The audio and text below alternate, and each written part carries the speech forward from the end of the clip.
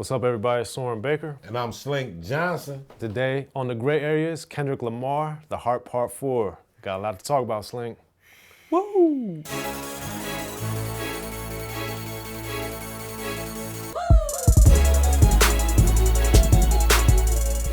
So Slink, man, Kendrick has been in these kind of, oh, did I interrupt something? Oh, no, I was listening. I'm just listening intently. I see. So what I'm saying is that Kendrick has been in this unofficial war, I'd say, with a lot of the other rap elites for quite some time now. And I think that The Heart Part 4 is only extending it and interestingly, gonna make it better or worse depending on how you're looking at it. Yeah, man, you got the big four, man. There are plenty of rappers out there, but you got four guys that are on a level or caliber that are like over, like I wouldn't say over, but they're like all but being put in this pot. And those four MCs are being J. Cole, Big Sean, Drake, and Kendrick Lamar. Yep. Now these guys are the guys that are considered to be lyricists, hip hop purists, imaginative, woke, all that. Some of the best of the best. Right. And again, with those names being tossed around in the bag together, it's easy to see why one would want to be on top. There has to be a king. You had J. Cole say, we're all kings, and, that's diplomatic shit to say, don't get me wrong. Shout out to J. Cole, because that dude, that motherfucker for your eyes only is still a rotation. However, we talking about The Hard Part 4. And yes, Kendrick is king. Yeah. Period. And he's talked about it before, we gotta talking about the heart and get into the heart of the matter, I think we should say. Yeah. And I think the heart of the matter really is that Kendrick, obviously referring to himself as King Kunta, et cetera, throughout his career, I think he obviously feels he's the best, and I think that a lot of the fans do too, and I think that there's the different strata for all the different artists. I think people, respect J. Cole. They think that Drake is good, but they don't look at him necessarily as a lyricist because of his singing and because of the type of music he makes. And I think with Big Sean, I don't know where he really fits into that because he makes good singles and I think people like him, but I don't think they revere him in the same way that they do the other three cats. So no, you see, the difference with Kendrick personally, this is my personal opinion. Right. The difference that Kendrick brings is he's lyrically adept. He's very skillful, very skillful, and he's very imaginative. But Kendrick makes music that speaks to your heart with his vocal inflections. There's so much passion in his music, and it's not to take anything away from these other guys. Right. However, just on some revolutionary type of, he got a revolutionary type of vibe, just a vibe that you gotta gravitate to. You know what I mean? And I'm not saying it just because I'm from the West Coast and he's from the West Coast. Of course I'm gonna be a little partial to West Coast music, but however, I'm a grown man and I see it for what it is. The boy Kendrick is just the rawest, man. And definitely like Drake and Big Sean by comparison don't have that element. I think people try to give that to J. Cole, but I don't think J. Cole does it nearly on the same magnitude. Exactly. They don't have that element. They don't have that everyman type of vibe that Kendrick still has, like Drake, Big Sean. I will say that J. Cole has an everyman type of vibe. Yeah, more than the other two. More than the other two, but J. Cole and Big Sean and Drake, I look at them as stars. Like, you guys are fucking stars. Right. But Kendrick's the kind of guy, and J. Cole is the type of guy you might see them in the mall, and even though their presence would demand a fucking frenzy, I think the way they would handle it, you know what I mean, is just cool ass humble. Like, it's just so cool. You know what I mean?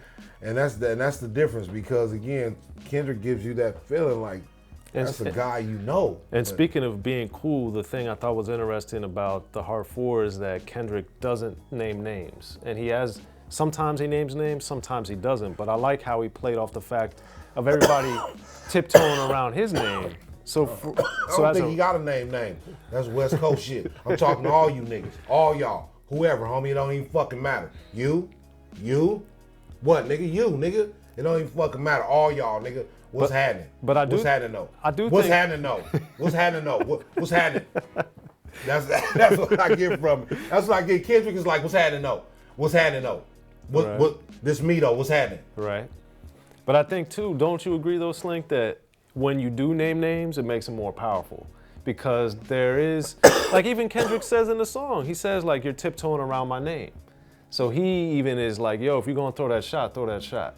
And I think that I, as a fan and as someone that's heard Kendrick, even though he didn't call out the people like they say he did back in the day, to me, when you name somebody's name, then you ratchet up the intensity. You know, there is a certain amount of satisfaction I get from them not naming names and just relying on their lyrical ability. And their cleverness. You know, and being clever, you know, to make you kind of get it without saying, because again, I say your name, I'll make you famous, fuck you. So I'm just going, you know. But they're already all famous. That's what I'm saying. It's Kendrick naming Big Sean or Drake or J. Cole is not gonna make any of them more famous. No, not necessarily, but you know, again, it adds a little air of mystery to the game, and it can go for years. You know, that song will be applicable years later. Right. You know, where one of my favorite songs, one of the best songs in diss song history, No Vaseline, Cube thoroughly aired them niggas out and named names. Right. You know what I'm saying? But again, it's gonna always be just that. For them in that time, and if you don't, because I think a lot of people that either didn't grow up in that era or don't understand the rivalry. They're going to see Dr. Dre. A lot of these kids are going to look at Dr. Dre differently because their relationship with their idea of Dr. Dre is differently because they came. And don't get me wrong, shout out to Dr. Dre. I love that dude. Dr. Dre, you know what I'm saying, real good dude. You know, I met him on a couple of occasions, and he really good to me. So again, this is not to say nothing. And we had a good time in the studio with him. Yeah, we did. But you know, just talking about the song, you know, some of these kids will never know Dr. Dre from 1991 or know MC Ren or know Eazy-E at all. Right. So you know, again, or just through Straight Outta Compton, the movie. Exactly. So naming names, it has its own effect. It's definitely ratchets up the intensity, and then it has its own effect. But to your point, it does kind of put a timestamp on it, because now Cube and Dre, for instance, they're friends. They made which is great, movies together. Great thing. Yeah. Great thing. It's great for hip hop. It's great for the world. It's great for two black men. It's great for the black community. So I love that. But you know, again, it dates it. That's exactly it. It dates it. It makes it for that time when a lot of people won't know. When a song like For the Heart will always be clever. Right. And it could always, like, a motherfucker can turn it on something now, nigga. You know what I'm saying? Right. 20 years from now, nigga, you tiptoeing around my name, nigga, I'm talking about you. Right. And it could, it just means different things to different people. And then when you go online and you see all the people talking about it, they're like, oh, he could be referring to this, or he might be talking about Big Sean here. And then someone else like, no, he's talking about Drake. It's like a double-edged sword, man, to me, because it's a good thing.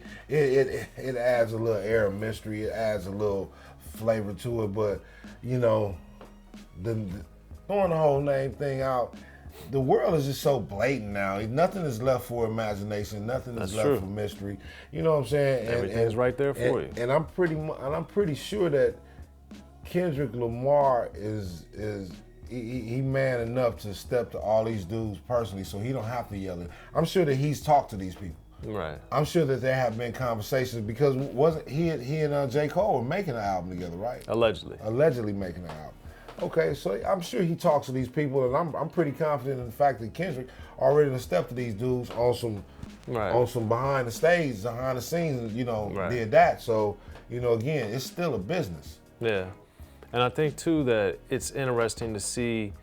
You know, you do have to always wonder, like, you know, these dudes conveniently come out and diss each other when they got a project about to come out, and Kendrick seems like he's got a project about to come out. And that to me is the one thing about it that, you know, we saw with Control, and then we see now again, we're here with the Heart 4 is just like, how do we get to the era, like, for instance, when Common back in the day did The Bitchin' You, that wasn't really like tied to anything per se. He just dropped it because it needed to be dropped. So one thing I do wonder about Slink is, like, are we getting into this real rivalries, but then there's so much calculation to it, you know? There's so much calculation to it because it is still a business. Right. It's still a business, and shout out to the guys that don't just fall victim to caveman instincts and do some stupid shit. Like, don't get me wrong, when it's real beef, you know what I'm saying, it got to be handled, you know, appropriately, and whatever is appropriate for that situation, you know, but when it's something that doesn't, require, when I say beef though, I mean beef like, yo, somebody got to go, it's you or me. Right. That's beef. All these disagreements and other shit, that's other shit. You know what I'm saying? So when it's a disagreement or perhaps a competition, I salute the guys to take their time and calculate and strategize. You know what I mean? Right. Yeah. Well, what do y'all think though, man? The Heart Part 4, let us know what you think here on the gray area in the comment section. Be sure to hit us up. What do you think of what Slink and I were talking about this rap history and how it all ties in together, man? Also, right here in the gray area, I want to know what you think of you smoking yours and stop fucking playing with me. You see, I got to sit here and smoke mine. He don't smoke. Come on, man. Smoke yours. Yeah. Please.